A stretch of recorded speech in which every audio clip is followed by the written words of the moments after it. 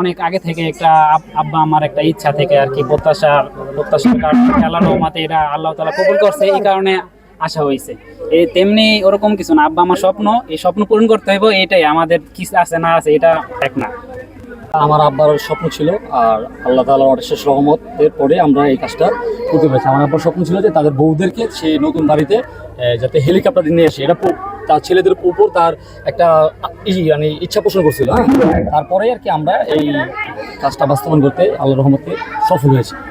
প্রত্যেকটি সন্তানের সার্থকতা হচ্ছে বাবা মার চাওয়াগুলোকে হাতের মুঠে এনে দেওয়া।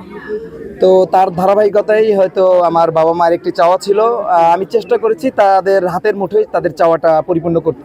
তো আলহামদুলিল্লাহ সকলের শুভাকাঙ্ক্ষীদের দোয়ায় আমি সফল হয়েছি।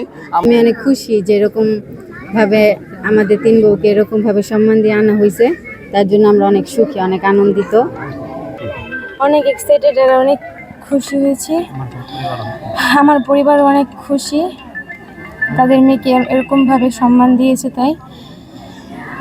আর আমার শ্বশুরের ইচ্ছায় আল্লাহ রহমতে সব কিছু ভালোভাবেই হয়েছে আলহামদুলিল্লাহ।